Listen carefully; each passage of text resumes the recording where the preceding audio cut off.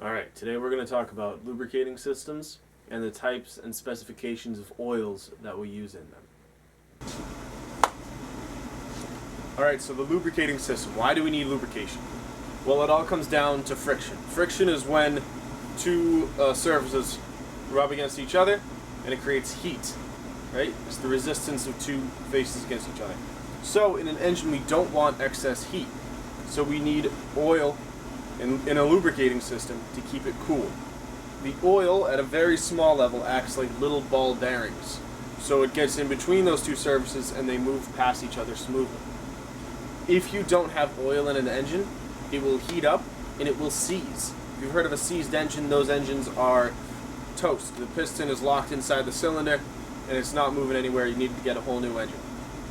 When I worked at a hardware store, I worked at a small engine mechanic, and I saw tons of cases, far too many, to more than you'd expect, of people not running their lawnmower with any oil, not using enough oil in small gas engines like two-strokes, and it's just people who didn't know how much oil or how to use oil in their small gas engines. So I want to make sure that you understand this so you don't make that mistake and waste money in the future. Alright, so there are 8 things that we want out of our oil in an engine. First is permit easy starting.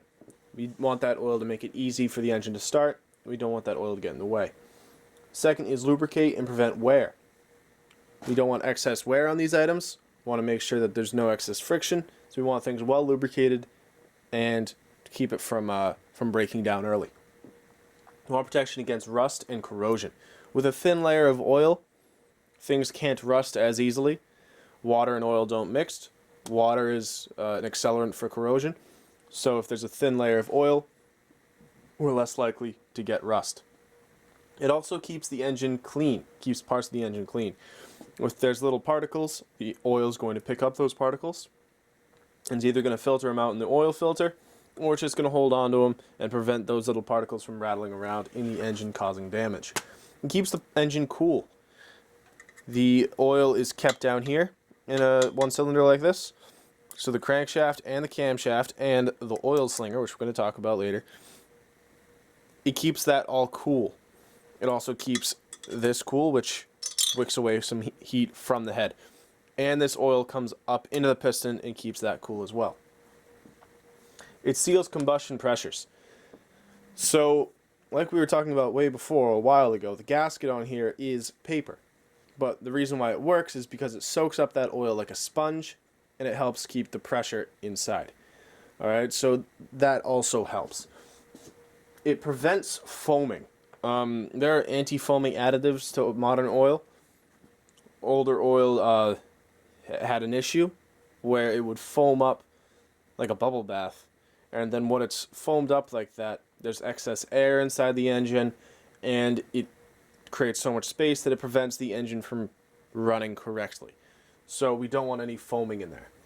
Also, it aids fuel economy. This is a big one. You drive cars, or you will be driving cars soon. You want to get the best bang for your buck out of your engine. You don't want to just spend excess money when you don't have to. So if you keep your engine clean, and you keep you keep the right oil in it and change it regularly, your engine will run cleanly and more efficiently. If it's easier for the engine to turn over because there's less friction on the pistons, then it's going to be easier to run. You're going to use less gas. You're going to use less money. So that's a big one. So, oil specifications. There are different types of oils. Each engine is designed and engineered to run on a different type of oil, and there are a lot of different specific oils. So there are a group of people called the Society for Automotive Engineers, and they categorize different types of oil. So that's Society for Automotive Engineers, which is usually SAE. So if I'm looking at this is SAE oil, SAE, SAE. Whatever type of oil you put into your car or into your lawnmower, it will be an SAE oil. The reason why oil isn't standard is because of viscosity. You might know viscosity from your science class. It's a measure of an oil's resistance to flow. So oil flows differently when it's hot and when it's cold. The best analogy to think of is maple syrup. If you leave that in the fridge and you take it out right before you put it on your pancakes or your waffles or whatever you're eating, it's barely going to flow, right? It's going to take forever and it's just going to flow very, very slowly. If you took that syrup out before you even started cooking your pancakes and you left it on the counter for 30, 45 minutes, then it's going to flow much easier. If you take some of that and put it in a small cup and then microwave it for 10, 20 seconds, it's going to be like water. It's just going to flow very, very easily. The same is true with oils. But sometimes we need it to flow for sometimes we need a certain viscosity out of the engine when we're not given that ability. So we need to engineer oils that work for us. You're going to change the oil in your car for the first time, which I suggest that you do at least a few times in your life. It's a great experience and you should know how to do it. You're selecting the oil for your car. What oil do you get? First, read your manual. It's going to be in there. That's the easiest way to do it. Also, if you open up your hood, it might even be stamped on the oil filler cap about what type of oil you need.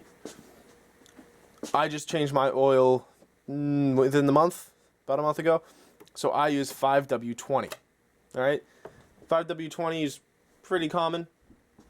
Let's say you're using 10W30 because that's the example in the book. If you want to follow along with this is chapter 11 in your textbook. So, you need 10W30. What does that mean? Well, the fact that there's two numbers indicates that it's a multi-grade viscosity oil. We live in New England. We live in Massachusetts. So we need multi-grade viscosity oils. If someone lives in Arizona, they might not care as much because Arizona, it's hot all year long. So you think about that maple syrup, if it's just one condition, it should be fine.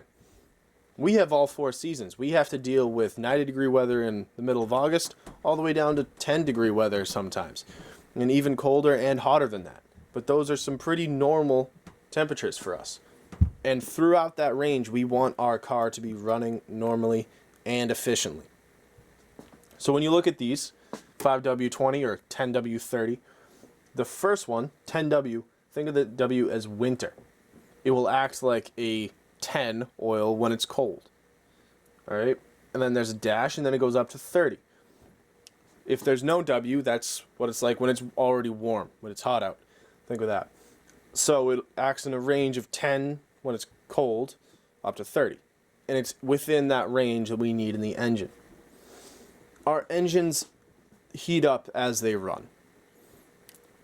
It's designed to run within a certain temperature range. That's why we have the cooling system, to make sure it's kept in that range.